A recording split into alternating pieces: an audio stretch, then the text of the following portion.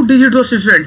अब हम pair of 2 linear equation in 2 variable के क्वेश्चन नंबर 2 पर आ चुके हैं। तो ये क्वेश्चन सॉल्व कर सकते हैं इजीली आप। अगर इसका ये जो आप देख रहे हो, ये जो लिखा है इंटरसेक्टिंग पॉइंट, पैरेलल या कोइंसिडेंस, इन सब के बारे में अगर नहीं जानते हो तो ये वीडियो आपके लिए नहीं है।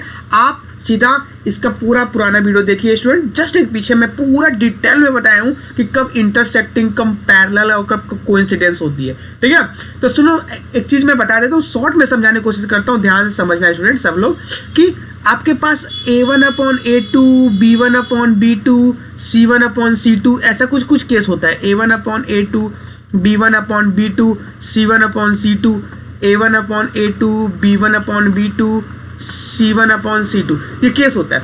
अब देखो होता क्या कि इधर इज नॉट इक्वल टू और इधर इक्वल हो, ठीक है, तो इसको हम लोग बोलते हैं यूनिक सॉल्यूशन। क्या बोलते हैं? Unique solution. और जब भी कोई यूनिक सॉल्यूशन होता है तो इंटरसेक्ट करता है, तो इंटरसेक्ट करता है तो हम लोग क्या बोल सकते हैं?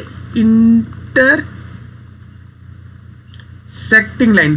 ठीक है, अच्छा इधर देखो क्या होता है, मान जो ये सब इक्वल हो जाए, दोनों इक्वल हो सकता है, उसको बोलते हैं हम लोग इनफाइनाइट सॉल्यूशन। इनफाइनाइट सॉल्यूशन, ठीक है। और ये इनफाइनाइट सॉल्यूशन क्या होता है स्टूडेंट? सीधी तरीके से अगर हम बात करें तो होता है कोइंसिडेंट, दोनों एक दूसरे के ऊपर कोइंसिडेंट करता है, तो इसको हम लोग बोल सकते हैं, क्या बोलते हैं? कोइंसिडेंट।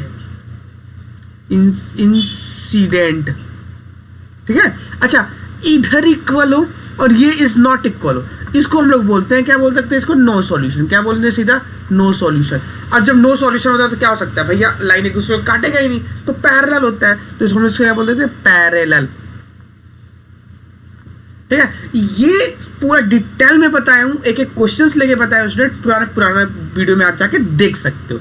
ठीक है, तो चलो हम लोग चलते हैं अब क्वेश्चंस को एक एक लेके कि कैसे कर सकते हैं। मैं पहले क्वेश्चन को लेता हूं यहीं पास, पहला क्वेश्चन सॉल्व करता हूं।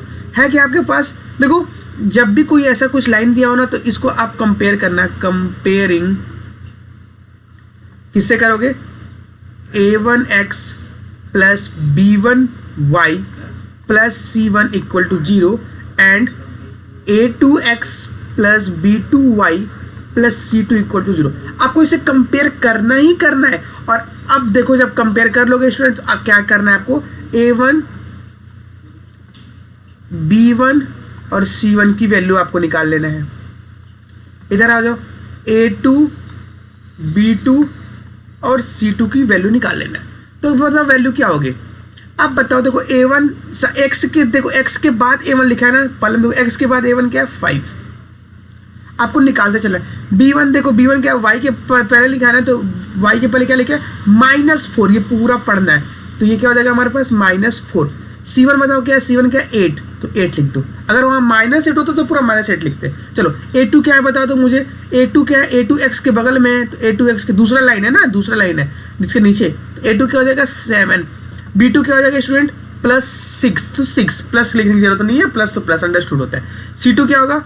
देखो C2 इधर लिखा है, तो C2 क्या है? -9, तो ये पूरा -9 लिखे। ठीक है, अब देखो आपको सिखाया क्या था मैं, आप हमेशा लिखना A1/A2, B1/B2 और C1/C2, ये निकाल लेना। तो बताओ क्या होगा इससे? A1/A2 क्या है? A1 क्या है बताओ? 5, और ये क्या है? 7। इधर क्या है? -4, इधर क्या है? 6। ये क्या है? 8 एंड क्या है? -9। क्या ये इक्वल है? मेरे हिसाब से तो इक्वल नहीं दिख रहा है। अरे भाई 4/7 -4/6 के बराबर हो सकता है? नहीं। 8/9 के बराबर हो सकता है? नहीं। तो ये कौन सा सॉल्यूशन है? मुझे बता दो फटाक दे। मैं थोड़ा फास्ट बता रहा हूँ क्योंकि ये पूरा कॉन्सेप्ट मैं बता चुका हूँ स्टूडेंट।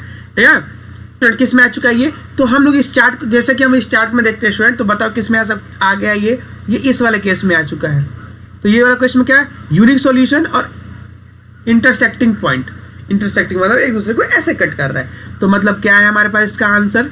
इसका आंसर हमारे पास है कौन सा वाला? तो ये है इंटरसेक्टिंग, या लिख दो ये है इंटरसेक्टिंग और यूनिक सॉल्यूशन। यूनिक सॉल्यूशन, तो इसमें कौन सा वाला है? Intersecting point. पहला इंटरसेक्टिंग है, ठीक है। इसी तरीके से दूसरा, तो दूसरे को मैं सीधा कंपेयर करता हूँ। प्रोसेस यही फॉलो करना, और मैं दूसरे को थोड़ा सा फास्ट बना रहा हूँ। यहाँ देखो मुझे A1 दिख रहा है 9 और A2 देखो A1 9 और A2 क्या है? मुझे 18 दिखा। ये कितना है? 3, और ये कितना दिखा? मुझे 6 दिखा। और ये कितना है 12 और मुझे ये 24 दिखा, 24 दिखा। क्लियर? साइन सब प्लस प्लस है सब में। अब बताओ इसको सॉल्व करके क्या आएगा बताओ। इसको सॉल्व करूंगा तो मेरे हिसाब से आएगा, इधर कर देता हूँ 1/2 1/2 1/2। अरे 9 1 जा 9, 9 2 जा 2, 3 1 जा 3, 3 2 जा 6, 12 1 जा 1, 12 2 जा 22, 24। तो क्या ये सब इक्वल है? और जब इक्वल है तो क्या हो गया, ये है इनफाइनाइट सॉल्यूशन। आपको मैं बता दिया। और इनफाइनाइट सॉल्यूशन क्या है तो कोइंसिडेंट है, कोइंसिडेंट। विश्वास नहीं होता, देख लो ये सब बराबर है। जब सब बराबर रहेंगे तो क्या है, इनफाइनाइट सॉल्यूशन कोइंसिडेंट होता है। अब आ जाओ नेक्स्ट बताता हूँ। नेक्स्ट क्वेश्चन लेते हैं, मैं ये सबको इरेज कर रहा हूँ, ठीक है? आप लोग चेक कर लेना इसी क्वेश्चन को। पैटर्न में आपको नीचे जैसा ही बनाना है, आप वीडियो को पीछे करके देख सकते हो, ठीक है? आपको मैं बता रहा हूँ, आप इसको सॉल्व करते हैं। इसमें देखो क्या है 6/2 -3/-1। ये देखो ये 6/2 हो गया, ये -3/-1 माइनस लिखा तो इसलिए -1 करेंगे यहाँ पास, ठीक है? ये माइनस है ना, माइनस है। अरे भगवान, तुम लोगों को समझ नहीं आता, पता नहीं कैसे बोलोगे सर, प्लस जैसा दिख रहा है। बताओ क्या 6/2 -3/-1 और इधर क्या है बताओ 10/9। अब एक बात बताओ मुझे, ये इसको 6/2 को क्या लिख सकते हैं, 6 2 1 जा 2, 2 3 जा 3, तो ये 3/1 हो गया। इक्वल नहीं, जैसे भी देखेंगे ये माइनस से माइनस काटने तो ये भी हो गया 3/1। ये बताओ ये क्या लिखा है, ये 10/9 लिखा है। आप देखो ये दोनों इक्वल है, लेकिन ये इक्वल बिल्कुल नहीं है, इसलिए ये कौन सा कंडीशन में जाएगा, तो कौन सा कंडीशन में जाएगा, देखो ये इक्वल है लेकिन ये इक्वल नहीं है, इसलिए no solution of parallel equation लगता है।